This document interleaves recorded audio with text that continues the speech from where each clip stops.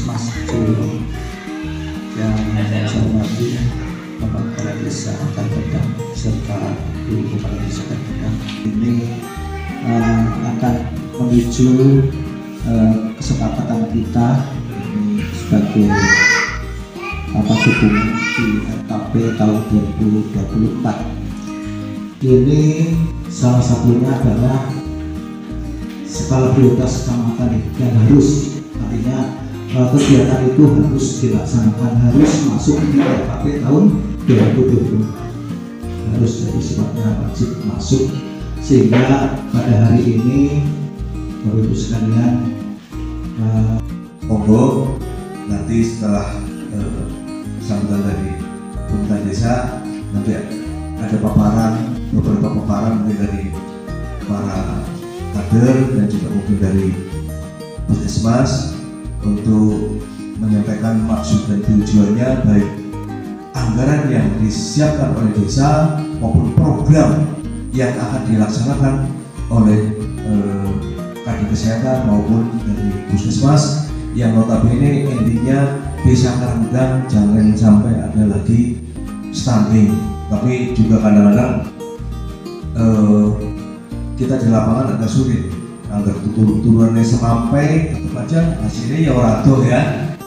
Kalau rembuk stunting itu adalah rembuk stunting desa, ada forum musyawarah yang dilakukan oleh pemerintah desa, masyarakat desa, dan PPD untuk membahas dan menetapkan kegiatan pencegahan dan penanganan stunting.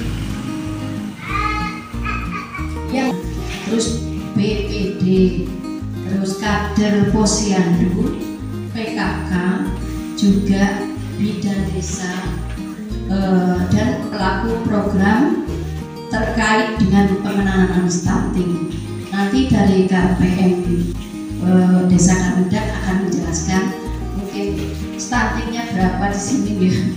Kenapa kok stuntingnya jadi meningkat? Yang kemarin waktu RKP ya, ada jumlahnya berapa Pak?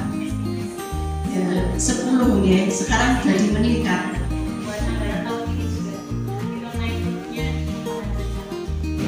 Bapak dan Ibu sekalian yang saya hormati, tadi telah disampaikan oleh Bapak Ketua BPD bahwa rembuk stunting ini dilaksanakan sebelum pemerintah desa itu melaksanakan penyusunan program kerja pemerintah desa atau RKP.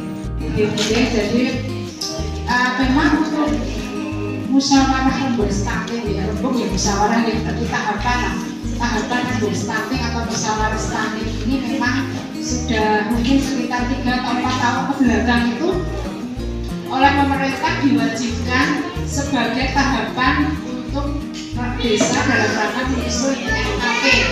Jadi forum yang mana di sana itu membahas bagaimana pencegahan dan penanganan stunting di desa Karangdang. Jadi forumnya khusus hanya membahas itu. Kalau menyusun RKP kan itu 5 bidang ya, 5 bidang kegiatan ya Mbak dari itu atau kegiatan bidang 1, 2, 3, 4, 5 gitu ya. Tapi kalau rembuk stunting itu perlu hanya membahas bagaimana sih pencegahan dan penanganan stunting itu. Kondisi di mana anak kekurangan gizi kronis, tapi itu dalam jangka waktu yang lama. Nanti kalau ada kurangnya dari kami itu yang kedua yaitu terutama pada 1000 hari pertama kehidupan yaitu 1000 HPK, yaitu dari ibu hamil dalam 70 hari sampai anak usia 2 tahun 730 hari, sehingga tinggi badannya dibanding usianya itu terlihat lebih pendek dan sepele. Nanti kita akan mengusulkan di RKP ya Bapak.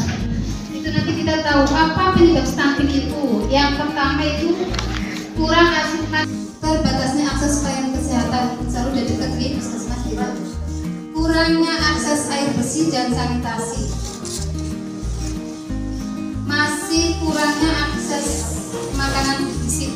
Terdiri dari 6 posyandu balita dan sekarang ada TPK Pak. tim pendamping keluarga, yaitu mendampingi ada calon pengantin, ibu hamil, sama balita. Yang terdiri yang kalau TPK di Desa Karang ada 2 tim TPK, yaitu tim 1 RW 1 dan 2 di bersama Bu Bidan, saya sendiri dan Bu Ari. Yang tim 2 terdiri dari Mbak Susi, Mbak Wanti dan Bu Dian. Itu menangani di RW 3 dan 4. Cerita nih, intervensi atau penanganan stunting, pencegahan dan penanganan stunting itu ada melalui 2, yaitu sensitif dan spesifik. Kalau spesifik itu langsung berkaitan dengan nutrisi, dengan gizi. Kalau sensitif itu kaitannya dengan lingkungan. Nah, kebetulan kalau program pemerintah itu yang diawalkan atau yang diutamakan pertama kali itu adalah yang spesifik, sehingga kebetulan yang namanya stunting itu berada di program saya. Nah, di sini saya ingin sedikit nanti memberikan masukan-masukan terkait nanti kegiatan yang sekiranya bisa diaplikasikan di desa yang nantinya bisa untuk membantu pencegahan dan penanggulangan stunting. Kalau dihitung 1000 hari pertama kehidupan itu diawali dari proses kehamilan sampai anak usia 2 tahun. Dan perlu diingat dan diketahui bersama bahwa yang namanya stunting ini hanya kaitannya dengan masalah gizi dan disertai infeksi berulang. Misalnya ada yang mengatakan bahwa ya Yola keturunannya pendek, oke, berarti bukan masalah stunting. Jadi tidak dikatakan stunting. Permasalahannya yang namanya program B itu kan berbiak-biak, jadi semuanya diratakan. Nah, program stunting ini dikatakan stunting itu kan kaitannya intinya pendek nih, pendek. Padahal pendek ini sebetulnya bukan karena gizi tok, ada yang lain. Yang lain itu contohnya apa? Pagi genetik. Terus kemudian adanya kurangnya hormon pertumbuhan. Genetik itu sebetulnya cuma 20% saja. Yang 80% itu dari gizi dan juga faktor lingkungan. Nah, kalau misalkan kurangnya hormon pertumbuhan itu memang ibaratnya sudah dari sananya. Kurangnya hormon pertumbuhan itu contohnya itu adalah artis-artis yang nyonsewu, Dausmini kayak gitu terus mencoba itu karena kurangnya hormon pertumbuhan. Jadi ibaratnya mau kita intervensi sebagaimanapun dikasih gizi seberapapun itu tetap dia akan menjadi nyonsewu stunting yang benar-benar